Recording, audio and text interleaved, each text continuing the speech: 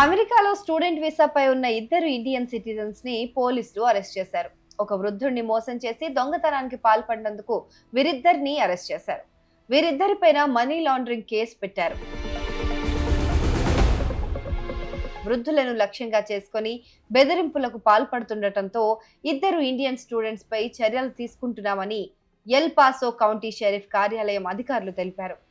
నిందితులను భారత్ కు చెందిన మహమ్మద్ దిల్హాం వహోరా, హజియాలి వహోరాలుగా గుర్తించినట్లు పేర్కొన్నారు అధికారులు. వీరిద్దరి వయసు 24 ఏళ్లు అని చెప్పారు. వారు చికాగోలోని ఇల్లినాయిస్ లో ఉన్న ఈస్ట్ వెస్ట్ యూనివర్సిటీలో చదువుతున్నట్లు తెలిపారు. వీరిని ఎల్ పాసో కౌంటీ జైలుకు తరలించినట్లు L Paso county sheriff office సోమవారం ఒక ప్రకటనలో తెలిపింది.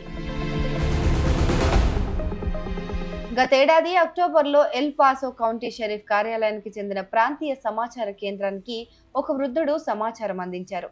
తనకు ఒక ఫ్రాడ్ కాల్ వచ్చిందని, ఆ కాల్లో మాట్లాడిన వారు తనను మోసం చేశారని ఫిర్యాదు చేశారు.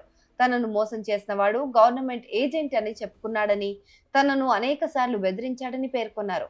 దీంతో వాళ్ళు అడిగినట్టు క్రిప్టో కరెన్సీ పేటిఎం ద్వారా డబ్బు పంపానని, బంగారం కొనుగోలు చేసి తానే స్వయంగా అందజేశానని వెల్లడించారు.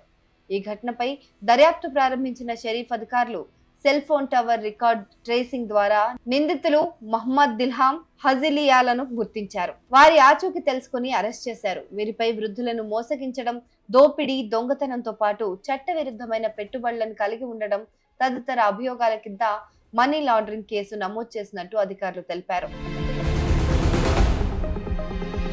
ఈ కేసు గురించి El Paso county sheriff Joseph రాయబాల్ మాట్లాడుతూ, వృద్ధులను మోసం చేయడం సిగ్గుచేటని అన్నారు.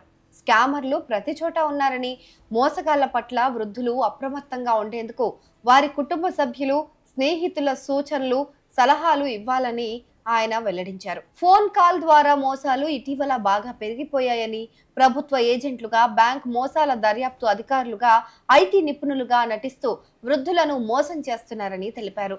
క్రిప్టో ఏటీఎంలలో డబ్బు జమ చేయమని, వారి అకౌంట్ల నుంచి పెద్ద మొత్తంలో క్యాష్ విత్డ్రా చేసుకోమని, తమ డబ్బును స్థానిక బంగారు వ్యాపారాల వద్ద తీసుకెళ్లి బంగారంగా మార్చుకోమని బాధితులను ఈ మోసగాళ్లు ఆదేశిస్తున్నారని చెప్పారు.